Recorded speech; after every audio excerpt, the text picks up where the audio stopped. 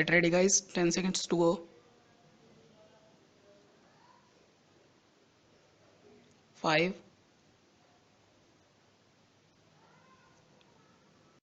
Mr. Deputy Chairman, I am obliged to the honorable members of this House who took part in the debate for the general support that they have extended to its provisions, except my honorable friend who took quite a different and naturally a surprising line.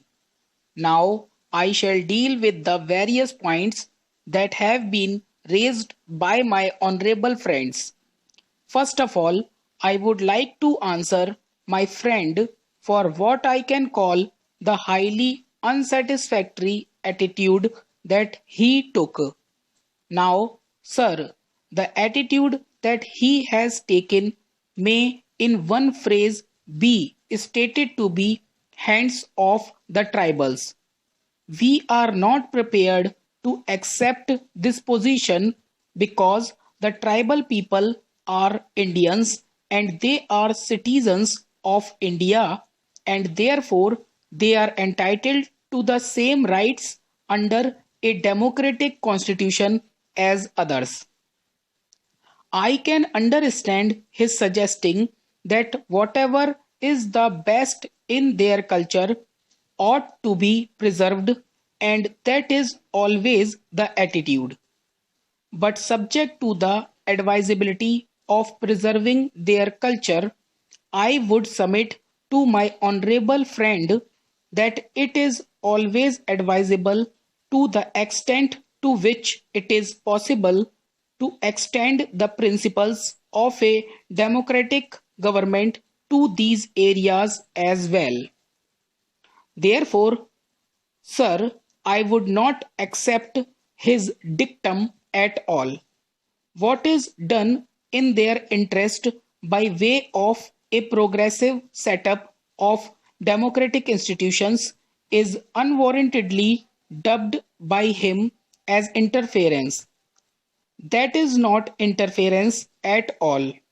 Therefore, I would not accept his contention that we are introducing certain measures which constitute any interference at all. I would point out something to him, as also to the other honorable members who suggested that we might go the other way, and we should go to the fullest extent so far as this democratic experiment is concerned. Then, sir, Mr. Sapru also made some observations. I always value his observations because they always show a great and earnest study. But sometimes, sir, there are certain elements that he brings in which make it difficult to follow him completely, because to a certain extent they are either academic or they are impracticable. Subject to this, I always value his points and his observations because they arise out of a vast study of the problems with which that particular question is concerned. Now, sir, I might point out that sometimes it is difficult for those people who are long isolated. On account of this isolation, as I stated in my opening remarks, they are a people who have to be gradually told what is in their interest.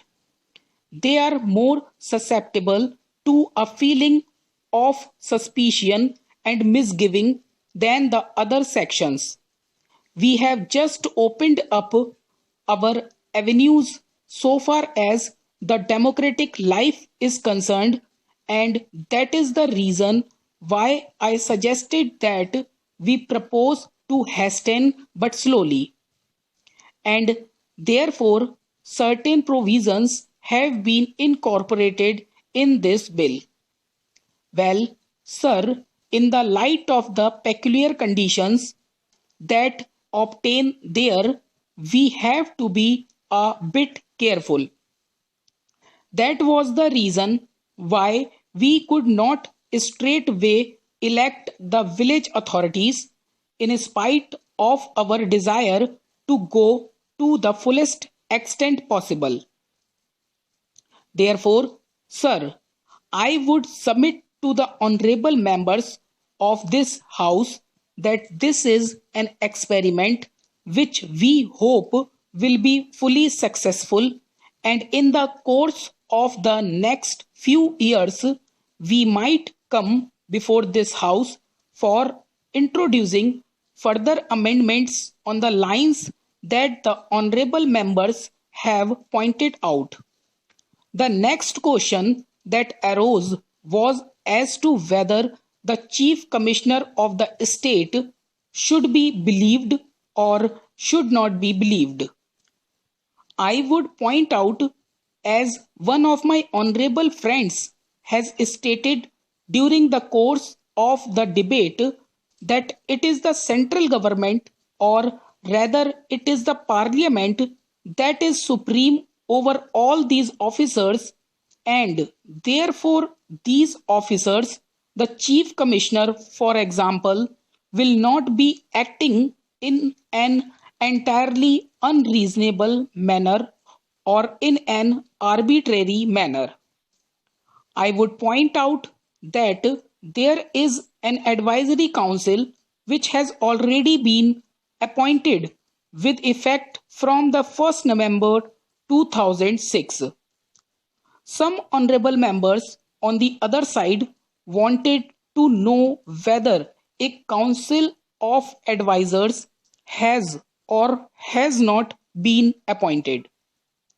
I would point out to them that it has already been appointed by the orders of the government issued on the 21st November 2006, according to which there is a council consisting of 5 advisors, and therefore it is not an arbitrary administration by a chief commissioner who is not accountable to any person at all. So we have to approach the question of interference or otherwise, so far as these officers are concerned, from that particular point of view, viz. That ultimately whatever is done in Manipur is subject to the control and supervision of this honorable house, and therefore I request that no misgivings should be entertained so far as exercise of these powers by the chief commissioner or the deputy commissioner is concerned.